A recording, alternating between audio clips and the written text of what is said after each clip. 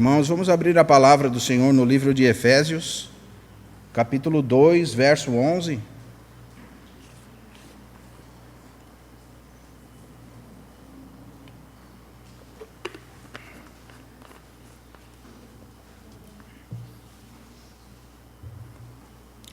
A palavra de Deus diz assim: portanto, lembrai-vos de que outrora, vós gentios na carne, chamados incircuncisão, por aqueles que se intitulam circuncisos na carne, por mãos humanas.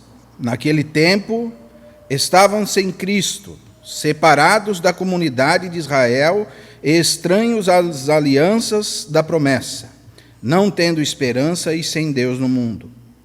Mas agora, em Cristo Jesus, vós que antes estavais longe, fostes aproximados pelo sangue de Cristo, porque Ele é a nossa paz, o qual de ambos fez um, e tendo derribado a parede de separação que estava no meio, a inimizade, aboliu na sua carne a lei dos mandamentos na forma de ordenanças, para que dos dois criasse em si mesmo um novo homem, fazendo a paz, e reconciliasse ambos em um só corpo, com Deus, por intermédio da cruz, destruindo por ela a inimizade. E vindo, evangelizou paz a vós outros que estavam longe, e paz também aos que estavam perto. Porque por ele ambos temos acesso ao Pai em um Espírito. Assim já não sois estrangeiros e peregrinos, mas concidadãos dos santos, e sois família de Deus, edificados sobre o fundamento dos apóstolos e profetas, sendo Ele mesmo, Jesus, ou Cristo Jesus, a pedra angular, no qual todo edifício, bem ajustado, cresce para santuário, dedicado ao Senhor, no qual também vós, juntamente, estáis sendo edificados para a habitação de Deus no Espírito Santo. Amém? Irmãos, nós sabemos que no princípio, Deus criou o homem para cumprir o propósito eterno de Deus. Mas, infelizmente, o homem pecou e caiu. E caindo, todo o ligamento que ele tinha com Deus, ou o livre acesso a Deus, ou que ele tinha de Deus dentro de si, foi apagado. E então o Senhor começou uma obra de salvação. Amém? O Senhor começa o milagre da salvação. E esse milagre da salvação começa pelo povo de Israel. A introdução da salvação do Senhor começou pelo povo de Israel. Por isso que ele começa dizendo assim: portanto, lembrai-vos que outrora, vós gentios na carne, chamados incircuncisão, por aqueles que se intitulam circuncisos. Amém? Então agora nós temos o começo da salvação do Senhor, que é pela circuncisão, pelo povo de Israel, e o final da salvação do Senhor, que são os chamados incircuncisos, ou gentios, que somos nós. Porque o homem pecou, o Espírito Santo de Deus se retirou do homem, porque o Senhor não pode ter contato com o pecado. O governador, que era o Espírito Santo de Deus, saiu do governo do homem, e o homem agora começa a andar segundo a carne, segundo as coisas malignas, segundo o Espírito que agora opera nos filhos da desobediência. Por isso que no capítulo 2, no começo do capítulo 2, Paulo diz assim: ele vos deu vida, estando vós mortos nos vossos delitos e pecados. Então nós estávamos, e por isso que Paulo diz: portanto, lembrai-vos que outrora nós estávamos mortos nos nossos delitos e pecados. E o Senhor, sabendo da contaminação humana, de como o homem tinha caído e se apartado da face de Deus, resolvido se apartar da comunhão do Espírito Santo e andar segundo os pecados e os deleites da nossa vida, o Senhor começa um plano da salvação. E esse plano é tão bem orquestrado por Deus, que ele começa a trabalhar através da vida de Noé. E ele começa a se comunicar com Noé. E ele começa a se comunicar com Abraão. Com Abraão a Isaque, a Jacó, a José, a Moisés, e assim por diante pelos seus profetas. Mas o fim desse plano era alcançar eu e você que estamos aqui.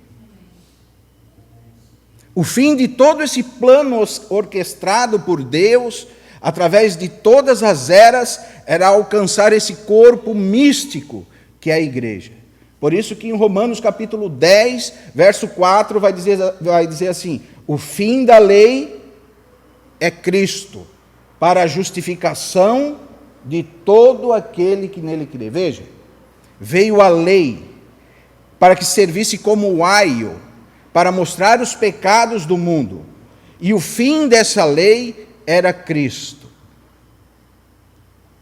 E quando Paulo diz assim, o fim da lei é Cristo, é como se ele estivesse falando assim, o curso desse navio é chegar lá na África.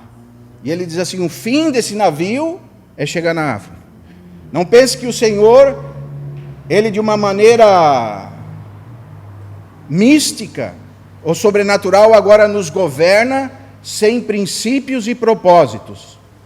Porque fomos ganhos pelo Espírito Santo de Deus, que nos ganhou o nosso coração e nos convenceu do pecado, da justiça e do juízo.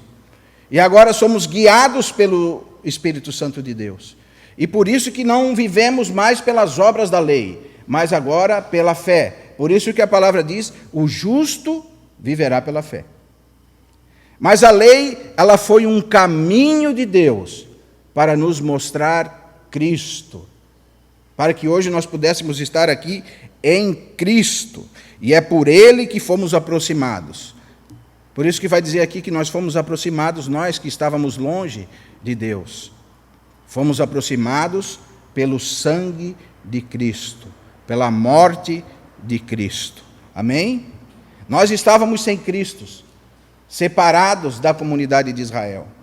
Mas agora, o plano celestial de Deus em Cristo Jesus começa a tomar forma. E muitos acham ainda que o plano de Deus ficou somente em Israel. E Paulo ele vem aqui nos mostrando que esse plano de Deus, essa conjuntura do plano do Senhor Jesus, era edificar um santuário para Ele. E esse santuário não era somente os judeus. Mas agora nós temos que entender que tanto os judeus como os gentios somos um novo homem. Amém? Veja. Aboliu, verso 15, aboliu na sua carne a lei dos mandamentos de forma de ordenanças, para que dos dois criasse em si mesmo um novo homem, fazendo a paz. Nós precisamos entender a salvação de Cristo Jesus.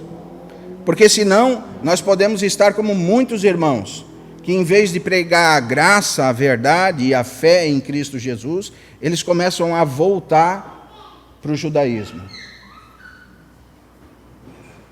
E irmãos, o povo evangélico é um povo muito voltado ao judaísmo. Eles fizeram agora um altar para eles ficar. E eles falam para os irmãos que você só vai poder ser digno de entrar no altar, ou de se colocar no altar, se você jejuar, se você orar, se você ler a Bíblia. Então eles tentam separar os que têm algum conhecimento e vida com Deus, daqueles que não têm conhecimento e vida com Deus. Porque eles não entenderam esse supremo propósito de Cristo Jesus, ou de Deus em Cristo Jesus. Eles não entenderam que na cruz de Cristo, toda a inimizade que havia entre judeus e gentios foi destruída.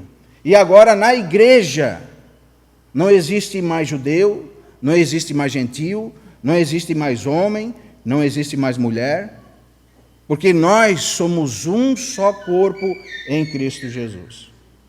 E muitos irmãos, por ignorância, ficam colocando o judaísmo dentro do cristianismo, porque não entendem essa parte da palavra de Deus. Que foi pela cruz de Cristo que os judeus foram introduzidos na comunidade de Israel. Nós estávamos longe, sem Deus no mundo, perdidos, mas não somente nós, os judeus também. E os judeus foi o caminho ao qual Deus achou de chegar ao ápice da sua revelação. Qual é o ápice da revelação de Deus em Cristo Jesus? São os judeus? De maneira nenhuma. É a igreja. A igreja que é o corpo de Cristo, que é um organismo vivo. Então Deus mesmo, através do Senhor Jesus, Ele veio e se colocou como a pedra angular. Você sabe o que é uma pedra angular? É uma pedra de esquina. E essa pedra, ela é poderosa para juntar duas paredes. Quando você tem a parede lateral e a parede frontal, você colocava essa pedra de esquina no meio das duas paredes. E essa pedra angular, que é a pedra de esquina, ela aboliu toda a separação que havia entre judeus e entre gentios. Jesus Cristo, através da sua cruz, nos transformou em família de Deus, concidadão dos santos. E é por isso que hoje nós somos a igreja, a multiforme sabedoria de Deus. Nossa, e nós vemos muitos irmãos caindo no erro dos Gálatas, porque os Gálatas, eles também queriam ter a fé, mas queriam ter a lei também. Eles queriam ser de Cristo, mas eles queriam continuar sacrificando.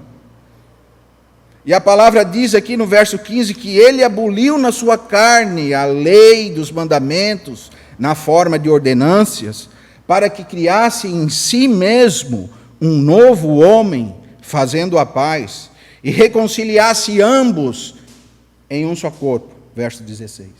Por intermédio da cruz de Cristo, destruindo por ela a inimizade. Então, irmão, não acha que nós, a igreja do Senhor, somos menos do que os judeus.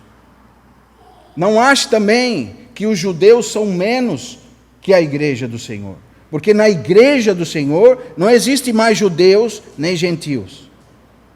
E essa parede de inimizade precisa ser quebrada.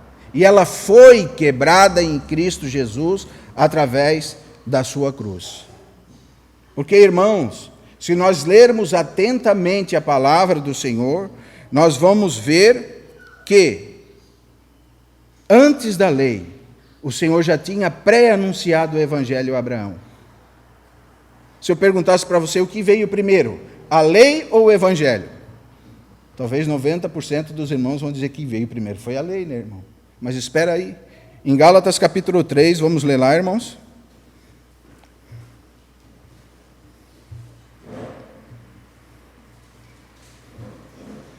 Verso 8.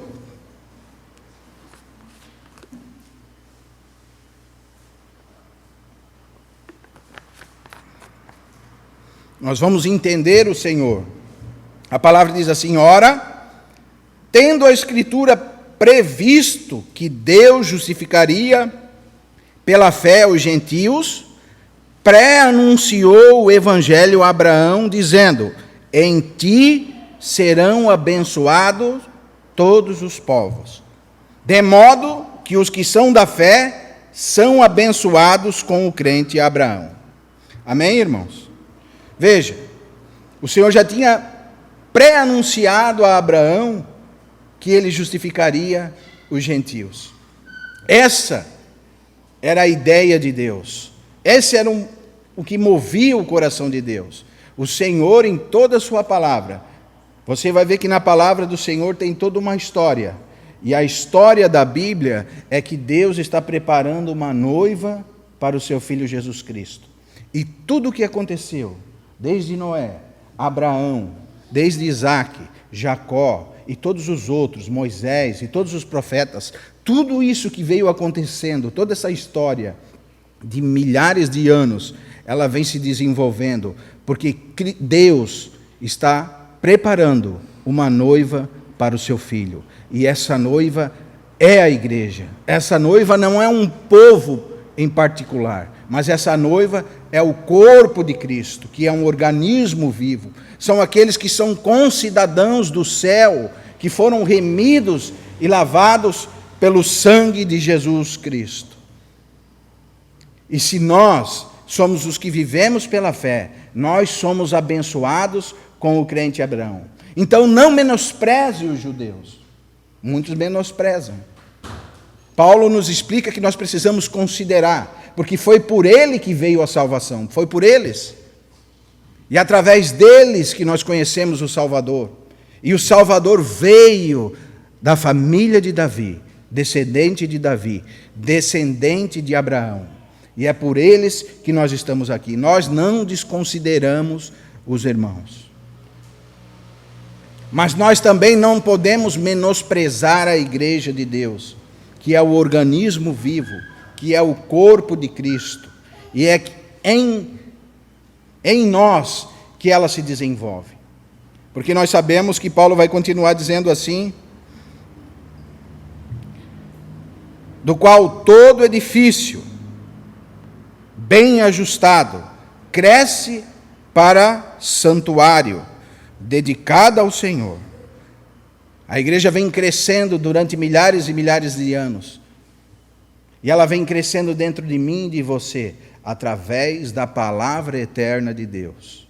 Porque esse é o propósito de Deus. Nós temos um mandamento, irmãos.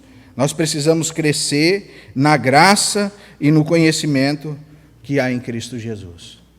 E quando nós crescemos na graça e no conhecimento, nós deixamos de viver pela nossa carne. E nós agora nos movemos pelo Espírito Santo de Deus, que habita dentro de mim e de você. Irmão, você sabia que o Espírito Santo de Deus habita dentro do seu espírito? E tudo que fazemos nessa terra, nós fazemos diante de Deus. Por isso que Paulo vai dizer assim: não entristeçais o Espírito. E nós precisamos perceber, irmãos, que nós somos de um plano mais alto.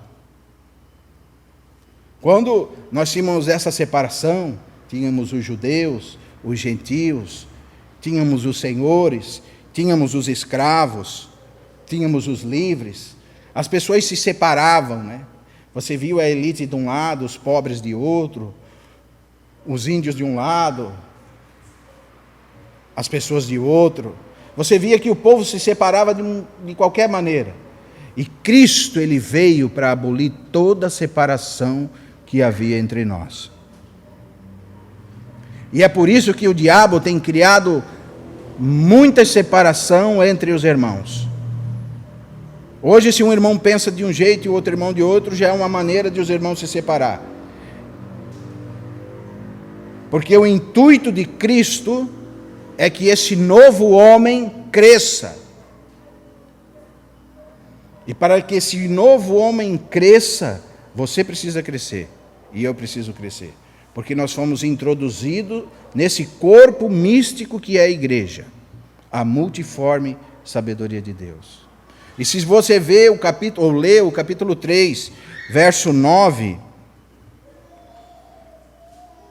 e 10 de Efésios, você vai ver que agora pela igreja, a multiforme sabedoria de Deus se torna conhecida agora dos principados e potestades nos lugares celestiais. Veja a importância da igreja, Neto. Veja a importância da reunião dos irmãos. Veja a seriedade das reuniões. Por isso que eu sempre digo para os irmãos, quando a igreja de Deus se reúne, o auditório nunca é pequeno. Há potestades e há principados olhando para nós. Porque pela multiforme sabedoria de Deus, a sabedoria de Deus será revelada pela igreja. É pela igreja que a sabedoria de Deus é revelada. E quando a igreja se revela, o Senhor se manifesta na igreja, através dos dons de cada irmão. Veja, irmão, milhares e milhares de potestades e principados estão olhando para nós agora. E muitas vezes nós trocamos esses momentos por qualquer outro tipo de coisa. Porque não sabemos a altura e a profundidade. Nós não conhecemos o extraordinário de Deus. Por isso que Paulo tenta, de uma maneira sobrenatural, abrir os olhos do nosso coração. Ele diz que é antes da fundação do mundo. Ele diz que é dos tempos eternos, é de eternidade em eternidade. Ele diz que agora a multiforme de Deus vai ser revelada pela igreja nos lugares celestiais. E ele diz no verso 9 assim: para manifestar qual seja a dispensação do mistério que desde os séculos oculto em Deus se criou todas as coisas. É para manifestar o mistério de Deus em Cristo Jesus. Desde os séculos dos séculos, desde a eternidade, oculto em Deus, que criou todas as coisas, para que pela igreja, por esse novo homem, possa se manifestar a multiforme sabedoria de Deus, e ela se torne conhecida. Veja, irmão, como nós precisamos ampliar o nosso conhecimento. Porque se nós mantermos a nossa mente nesse plano terrestre, nós vamos procurar só as coisas desse mundo, que são muito passageiras. Passageiras demais. Eu lembro-me que meu pai morreu na minha frente, os irmãos já sabem disso, e ele falou que a vida dele foi como um piscar de olhos. Ele disse assim: meu filho, parece que foi ontem que eu era uma criança. E eu me tornei homem, e fiquei um senhor, e hoje estou próximo a morrer, e a minha vida foi um piscar de olhos. Passou muito depressa. Irmãos, que Deus nos livre de nós termos essa consciência da eternidade somente na hora da nossa morte, irmão. Para que nós não cheguemos diante do autor da nossa vida de mãos vazias, preocupados com as coisas que vão ficar para trás, preocupados com coisas materiais, porque as coisas passam, se desvalorizam, enferrujam e se tornam em nada. O carro que você tem hoje, daqui 50 anos não vale nada, nem para o ferro velho. Nada, irmão. Não adianta você ficar ilustrando ele. A casa que você tem hoje, daqui 50 anos talvez nem existirá mais. Ela vai se deteriorando com o tempo. Todas as coisas vão se consumindo pelo tempo. E passa um pouco de tempo, e não muito tempo, não existe mais nada. E muitas vezes é por essas coisas que nós temos guiado o nosso coração. Porque nós não entendemos que o Senhor começou um plano muito antes da fundação do mundo. E esse plano envolveu muitas pessoas, moveu o mundo e o universo, que é o plano da salvação. E o Senhor está querendo estabelecer a noiva para o seu filho. E muitas vezes nós consideramos mais a nossa cidadania terrestre do que a nossa cidadania santa. Por isso que ele vai dizer assim: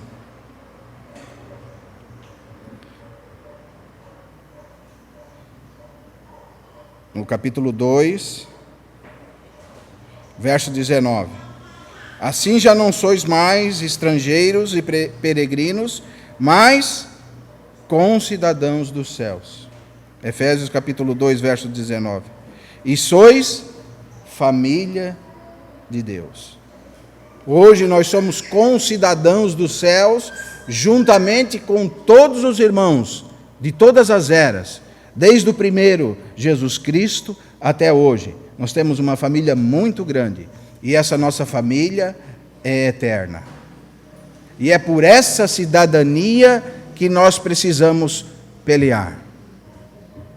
Nós vemos como o diabo tem enfraquecido essa ideia no meio dos irmãos. Vemos muitos irmãos peleando por política.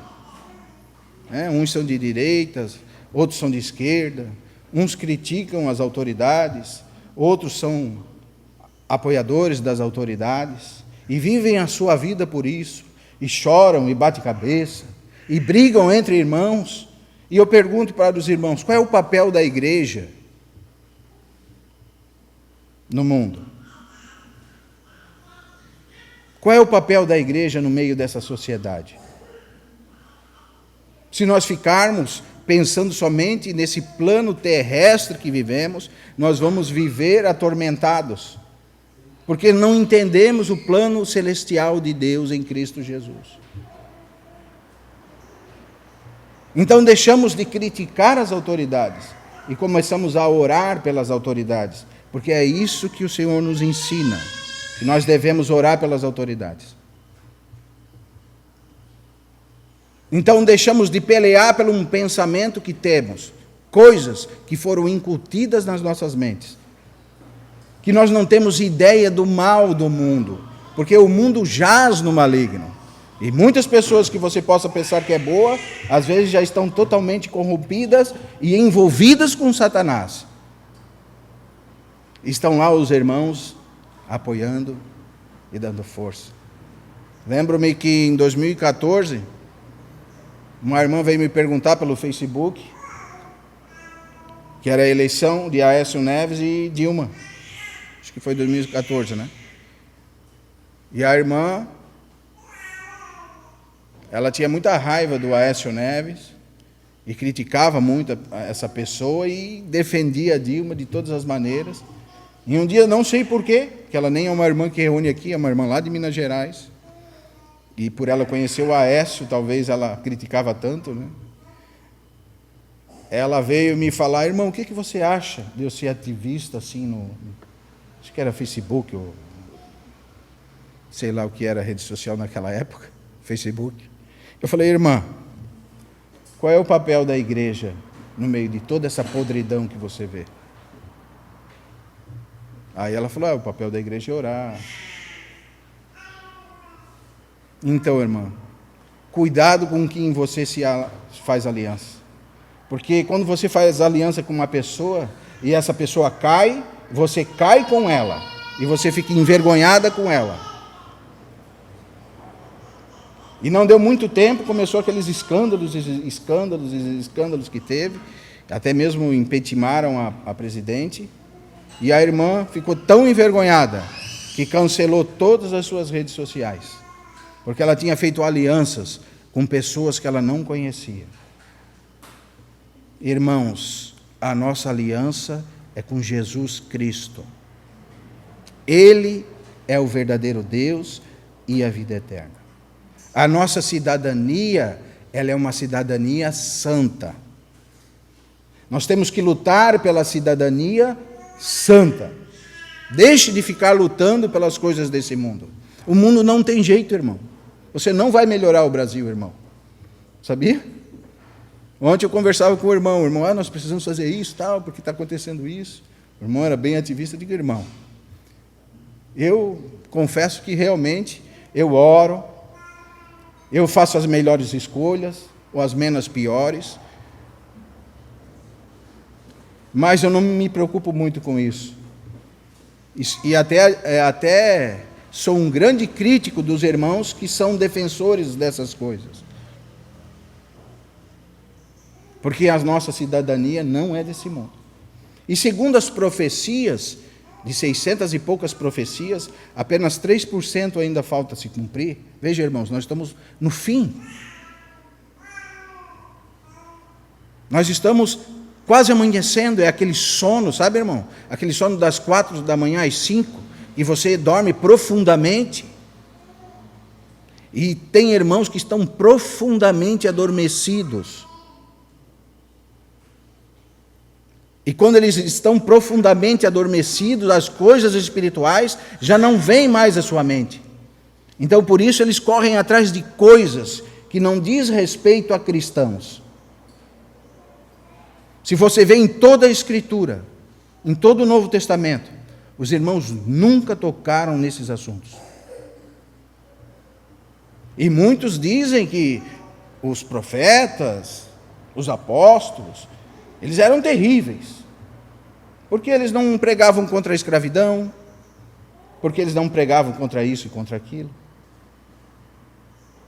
Irmãos, porque eles tinham certeza da sua condição. Mas como hoje, irmãos, nós vivemos na pior era do cristianismo, aonde irmãos não oram mais, irmãos não se reúnem mais com as suas famílias para orar, aonde a vida do cristão se tornou uma filosofia de vida. Ficou bonito até mesmo dizer que você é um cristão. E muitos se aproveitam até do cristianismo. Isso não começou agora, irmão. Isso já há muito tempo. Esses dias eu vi um político que sempre foi ateu. Agora ele botou um vídeo. Olha, na verdade eu nunca fui ateu. Fui criado aos pés do bispo tal, e começou assim. Por quê? Porque hoje o cristianismo virou uma moeda de troca. Mas assim, Constantino já fez. Quando ele viu que o cristianismo crescia, e quando ele matava um irmão, nascia 10, ele traz o cristianismo para o seu governo. E ele diz, a partir de hoje, o cristianismo é a religião do nosso povo. Você pensa que ele se converteu, irmão? Que realmente ele era crente? Não. Realmente ele não era crente. Ele era um enganador. E foi isso que começou a misturar o povo de Deus. Nós precisamos, irmão, ter certeza que somos concidadãos dos santos. A sua família, irmã Raquel, é muito maior do que a irmã pensa. São milhares e milhares de irmãos. E nós somos um com todos esses irmãos. O sangue precioso do nosso Senhor Jesus Cristo é poderoso, irmãos, para libertar vocês, para nos libertar, nós, todos nós, dessas fortalezas que nascem nas nossas mentes. E o papel da igreja é orar. Lembra daquela viúva? Ela orava de dia e de noite. Esse é o papel da igreja. Esse é o nosso papel, irmão, orar. Porque a nossa pátria não é mais esse mundo. Nós não somos mais peregrinos e forasteiros. A nossa pátria é dos céus. Nós somos concidadãos dos céus. E a revelação não para por aí. Deus não parou a revelação por aí. Porque você ser um concidadão é uma coisa. Mas agora Deus fala por intermédio de Paulo que nós somos família de Deus. Olha, irmão, o Senhor nos considerou família. E quando Ele fala que nós somos família de Deus, Ele nos está dando muitos direitos que só a família tem. Todas as riquezas insondáveis em Cristo Jesus nós temos. Veja, nós somos família de Deus. Nós andávamos por aí, separados, sem Deus, sem esperança nenhuma. Mas agora o Senhor nos faz, através da sua cruz, concidadãos dos céus, família de Deus, para que nós possamos, então, todos nós juntos, nessa unidade, porque foi pela cruz que Ele derrubou a parede que tinha de separação. E Ele nos aproximou, nos trouxe para perto, para que hoje nós pudéssemos pregar um evangelho puro. E o evangelho puro é que é pela graça que nós somos salvos por meio de Deus, ou por meio de Cristo. O Senhor nos salvou pela sua graça e misericórdia. E Ele nos aproximou. E é por Ele que nós estamos aqui. Então eu pergunto para mim e para você: será que nós estamos alcançando essa profundidade espiritual?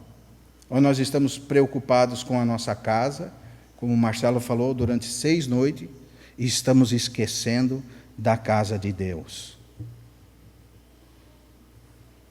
Nós estamos dando o nosso sangue pelaquilo que a gente pensa que é nosso, e esquecemos da casa de Deus, que é a eternidade, que é aquilo que nós temos, que é a única verdade, é a casa de Deus, que é a única posse que nós temos, é aquilo que vem de Deus, porque quando morrermos, não levamos nada.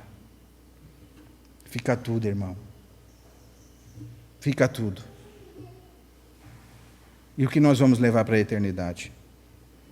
Veja, há muito tempo o diabo tem deturpado o Evangelho. Por quê? Para que eu e você não reconhecêssemos a verdade e as profundidades das riquezas que temos em Cristo Jesus. Para que eu e você não reconhecêssemos que agora nós não somos brasileiros. Nosso nível elevou, irmão. Nós somos concidadãos dos céus. E não somos também somente concidadãos, mas somos agora família de Deus. Fazemos parte da grande família celestial de Deus. Você consegue compreender comigo? Por que o diabo ataca tanto as realidades espirituais? No tempo de Paulo, em Gálatas, capítulo 1,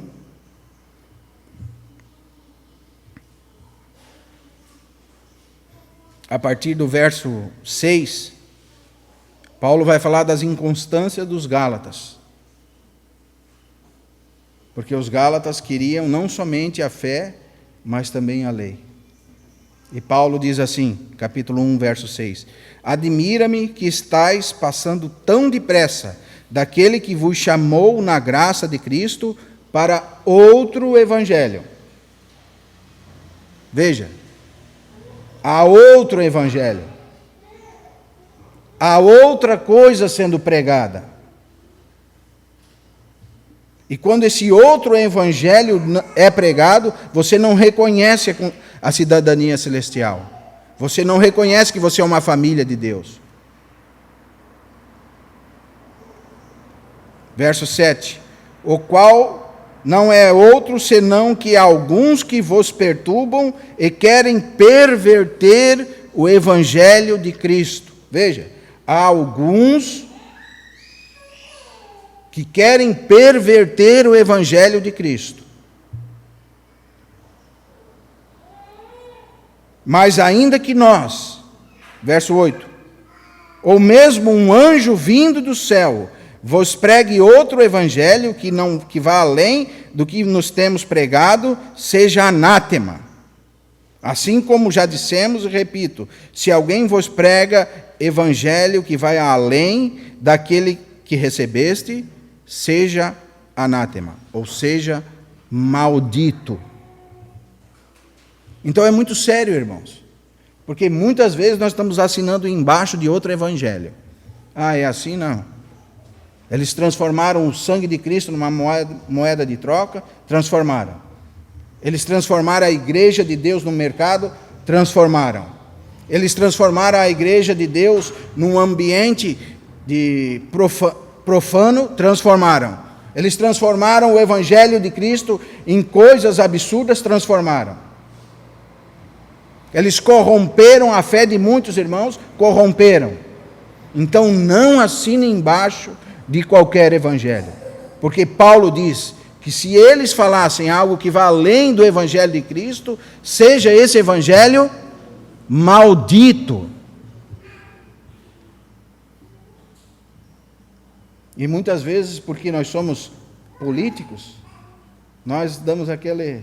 Não é bem assim.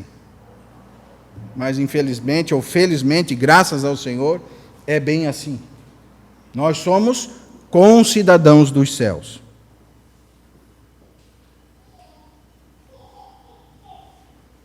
Não somos mais estrangeiros, somos a família de Deus, somos os mais bem-aventurados. Então não podemos fazer de que a reunião dos santos seja um comércio, que você vem, pague um dinheiro e você vai ser abençoado. Muitos irmãos contribuem não por amor, mas por medo. Eles acham que a contribuição na igreja é como se fosse um seguro de vida. Né? Eu vou dar o dízimo aqui para que não estrague nada lá em casa, para que... Não, irmão, não é assim. A contribuição é algo que é feito voluntariamente. Não transforme o Evangelho de Cristo. Ainda que o Senhor vai te abençoar, mas não faça isso com segundas intenções. Ou para se mostrar, porque muitas vezes nós vemos aqui, aqui nós temos o dízimo do irmão tal, do irmão Marcelo, da irmã Lene, também temos o dízimo do irmão tal. Como é que nós vamos fazer isso, irmãos? Se a Bíblia diz que o que a mão direita faz, a esquerda não pode saber. Então, se alguém contribui ou não contribui, isso não é da nossa alçada. Mas que nós devemos contribuir. Para que haja mantimento na casa de Deus. O que é a casa de Deus? É a igreja, irmão. Então, irmão, não assine embaixo de qualquer outro evangelho. Nós temos recebido a palavra do Senhor. Nós temos recebido algo do Senhor muito importante. E nós precisamos guardar isso no nosso coração. Porque foi por Ele, foi pela uma obra do Espírito Santo. O Senhor morreu na cruz para que hoje Ele pudesse reconciliar-nos com Deus, tanto judeus como gentios, como escravos, como livres. Porque, como diz lá em Gálatas 3:28, nisto não há judeus, nem grego, nem servo, nem livre, não há macho, nem fêmea, porque todos vós sois um em Cristo Jesus. Viu, irmão? Todos nós somos um em Cristo e somos a família de Deus. Precisamos compreender essa questão claramente, irmãos. Senão, nós não vamos estabelecer uma vida de santidade diante do Senhor. E eu vejo como nós, seres humanos, temos uma facilidade para desconcentrar daquilo que nós estamos fazendo. Né? Nós temos uma facilidade muito, muito forte dentro do nosso coração. E nós nos desviamos do caminho facilmente. Nós estamos indo bem. Daqui a pouco aparece alguma coisa que nos desvia dos caminhos do Senhor e nós começamos a dar prioridade para outras coisas e deixamos de dar prioridade às coisas de Deus. E veja, se somos filhos de Deus, o Senhor tratará conosco. E o sábio é aquele que aprende sem precisar ser corrigido. E todos nós somos filhos de Deus. E o Senhor corrige aquele que Ele tem por filho. Veja, irmão, se você quer ter um casamento feliz, dê prioridade às coisas de Deus. Porque se você dá prioridade para o seu casamento, você não vai ser feliz. Você vai ter um casamento triste e angustiado. Porque a prioridade é Cristo, não é o seu casamento. Amém? É um segredo no casamento. Até que hoje nós temos vários irmãos que vão casar, né? Bastante. E graças a Deus por isso. E um conselho, irmãos, para os irmãos que vão casar: dê prioridade para as coisas de Cristo, para a igreja. Você vai resolver muitos problemas. E você vai deixar de dar problema também para nós, se você começar a dar prioridade para as coisas de Cristo. Sabe por quê, irmão? Porque nós que servimos o Senhor e servimos os irmãos, nós sempre estamos resolvendo problemas entre casais, né? Isso é normal. E a resposta a todos os problemas é essa: deixar de dar prioridade às coisas de Deus. Aí você começa a dar prioridade para uma coisa. Ou você quer ser feliz, né? Eu não estou sendo feliz no meu casamento. Eu não sabia que o casamento era assim, senão não tinha nem casado. Olha, irmão, o casamento é uma benção. Sou casado quase 20 anos com a Rice. Mas não pense que não tem momentos de luta, que tudo é vitória, tudo é glória. Se você não ter compenetrado na sua mente que vocês estão caminhando no mesmo caminho, estão seguindo a verdade em amor, estão seguindo Cristo, que a prioridade é Cristo, vocês não vão ser felizes. Porque não existe, irmão, um homem fiel sem Cristo. Quero falar para você, irmã, sabia, irmã? Encaminhe o seu marido a Cristo. Eu sou homem, posso dizer para você, porque não existe homem fiel sem Cristo. Se você quer um homem fiel, Maria, Bruna, você precisa encaminhar o seu marido a Cristo. Porque o seu marido sem Cristo certamente será um mau marido. Porque Cristo gera em nós uma fidelidade eterna. Porque a nossa aliança agora não é só com o nosso cônjuge, mas ela é também com Cristo. Está vendo, Daniel? Se você quer ter uma esposa, uma boa esposa, encaminhe a sua esposa a Cristo. Ela vai ser a melhor esposa que você vai poder ter. Mas se você começar a deixar as prioridades da casa de Deus, as coisas espirituais, você vai ter uma má esposa. E daí não adianta ir lá chorar, né, irmão? Ó, irmão, ela está fazendo isso, está fazendo aquilo. Tá. Será que tá? Tá. Por que será? O interessante é que as respostas estão assim, né? Nós vamos nos aconselhar, mas nós já sabemos as respostas. Já sabemos onde estamos errando, mas mesmo assim nós estamos pensando que o irmão, ele vai falar outra coisa, ele vai falar.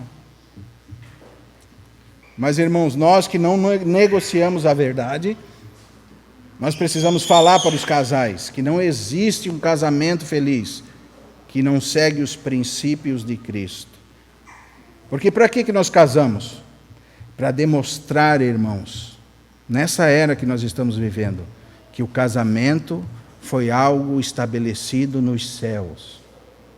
Foi o Senhor que colocou os sentimentos que temos pelas nossas mulheres. É um sentimento espiritual de Deus. É uma coisa santa. O casamento não é uma brincadeira. E é no casamento que nós vamos estar expressando o conhecimento e as prioridades que nós temos dado. E, irmãos, como o diabo tem enganado os irmãos? O irmão casa, a primeira coisa que ele vai fazer: eu vou trabalhar bastante para construir uma casa bonita. E ele trabalha. É aquela frase que eu sempre digo para os irmãos, né? As pessoas trabalham como se não morressem. E morrem como se não tivesse vivido. E daí quando ele consegue tudo aquilo que ele achou que era grande, ele morre. E vai se encontrar com o Criador de mãos vazias. Que triste isso. Veja como é o engano de Satanás. Veja como nós precisamos dar prioridade às coisas espirituais.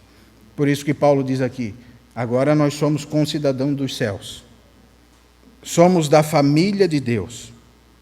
Somos esse corpo místico de Cristo e precisamos andar juntos, edificados sobre o fundamento dos apóstolos.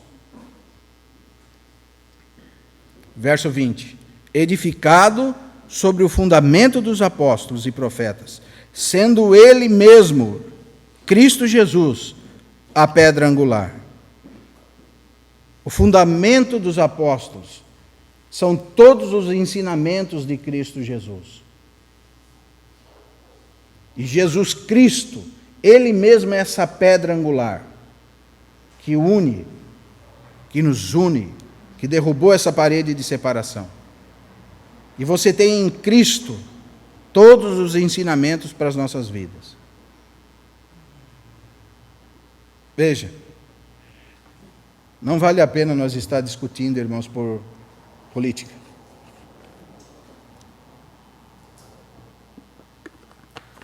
Não vale a pena nós estar gastando nosso tempo com coisas que não são eternas. Porque esse edifício que é a igreja é um edifício vivo. Vós, como pedras vivas, sois edificado casa espiritual. 1 Pedro, capítulo 2, verso 5. E nós somos edificados casa espiritual para quê? Para oferecermos sacrifícios santos e agradáveis a Deus. Nós somos uma casa, verdade. E nós somos casa espiritual para quê? Para oferecermos sacrifícios santos e agradáveis a Deus. E esse corpo, esse edifício bem ajustado, ele cresce para santuário dedicado ao Senhor. É nele, nesse edifício que é a igreja, que nós somos edificados. É na igreja que nós crescemos. É na igreja que nós temos graça. E, irmãos, sei disso porque já passei por muitos apertos e muitas situações. E se não tivesse os irmãos, não teria aguentado. Na igreja que nós temos o suporte para a nossa vida. São nos irmãos. Vai chegar um tempo, irmãos, que nós só vamos ter os irmãos. Nada mais. E será que a nossa consciência estará limpa com os irmãos? Nós fizemos tudo pelos irmãos? Porque na glória com o Senhor nós só vamos ter os irmãos. E nós vamos ter que dar conta daquilo que estamos fazendo nessa terra, de bem ou de mal. Nós precisamos ter consciência, irmãos, que nós somos de Cristo. Amém? Por isso que é pela graça que nós somos salvos, e é por meio da fé, e não vem de nós, mas é um dom de Deus, e nem das obras, para que ninguém se glorie. Pois somos feitura dele, criados em Cristo Jesus, para as boas obras, dos quais Deus de antemão preparou para que andássemos nelas. Efésios capítulo 2, verso 8, 9 e 10. Somos essa poesia de Deus. Esse trabalhar do Espírito Santo, desde a eternidade até agora, é para que hoje nós não estivéssemos dormindo. Por isso que no capítulo 5, Paulo diz, desperta, ó tu que dorme. A noite se avança. O sono profundo tem ganhado muitos irmãos. Mas Paulo diz, desperta, ó tu que dorme, levanta-te dentre os mortos e Cristo te esclarecerá. O Senhor quer nos esclarecer com a sua palavra. Por isso nós estamos estudando as realidades espirituais. E nós vemos falando de domingo após domingo o que nós temos em Cristo Jesus. E agora nós chegamos nessa situação. Ele nos fez concidadãos dos céus. Ele nos fez família de Deus. Ele nos fez casa de Deus. Nós somos esse edifício. O Senhor quer nos esclarecer. Porque pelas nossas obras nós somos julgados.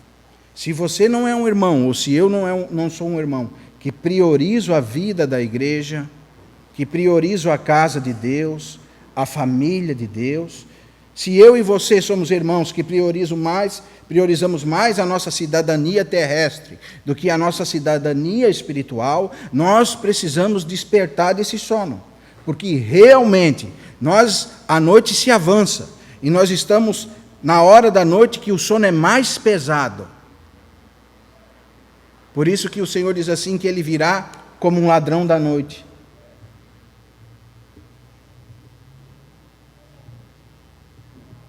E será que nós estamos vivendo de que jeito? Irmãos, precisamos despertar desse sono. Porque o diabo nos engana. Ele é o príncipe desse mundo. Você lembra que ele tentou o Senhor como? Levou o Senhor lá no pináculo do templo. E mandou o Senhor: olha, tudo que tu vê aí, tudo isso te darei, se prostrado me adorares. Ó, irmão, como nós precisamos lidar com as coisas santas. Como precisamos considerar aquilo que é considerável. E desconsiderar o que é desconsiderável. Precisamos trabalhar sim. Precisamos pagar as nossas contas? Precisamos. Precisamos dar testemunho nessa cidade? Precisamos. Precisamos dar prioridade para as coisas santas? Precisamos. Precisamos considerar a nossa cidadania brasileira? Precisamos também. Mas com muito mais afeto a nossa cidadania celestial. Precisamos considerar a nossa família? Precisamos. Mas não podemos esquecer que nós temos uma família celestial. Uma família que vai além daquele estágio de família que nós conhecemos. Uma família eterna. E essa família é a igreja. E ela é um edifício em que você e eu fomos enxertados como pedras que vivem. E lembrar das palavras do Senhor, irmão. Lembrar da vida, do testemunho dos apóstolos, da vida do Senhor, da obediência do Senhor. Ele viveu nesse mundo, Juarez, e não deu valor para nada que ele tinha. Ele disse que ele não tinha nem onde reclinar a cabeça. Eu lembro-me da história de um irmão que andou quase 7 horas para chegar num culto, numa reunião dos irmãos. Veja. O irmão andou quase um dia todo para chegar na reunião. E quando ele chegou na reunião, ele conversou com os irmãos, terminou a reunião e foi indo, e um irmão foi indo embora, outro irmão foi indo embora, e foi o terceiro embora, e foi o quarto, e ele foi ficando sozinho. Quando o irmão se deu por si, ele estava sozinho na frente do local de reunião. E ele não tinha para onde ir. Então ele lembrou da vida do Senhor. E ele viveu o que o Senhor viveu, porque o Senhor não tinha para onde ir, irmão. Se você ler lá João, capítulo 7, 53, vai dizer assim: e cada um foi para a sua casa. E se você ler o 8:1, vai dizer: e ele foi para o Monte das Oliveiras. Por quê, irmão? Porque ele não tinha casa. Ele não tinha nada. Porque ele sabia o que devia considerar. E ele considerava eu e você. E como nós estamos vivendo hoje com a nossa vida? Quem nós temos considerado? Lembre-se disso. Precisamos considerar a nossa cidadania celestial. Precisamos considerar a nossa família celestial, para que possamos viver uma vida de santidade, irmãos. Uma vez eu fazia uma reunião na casa de um irmão muito simples.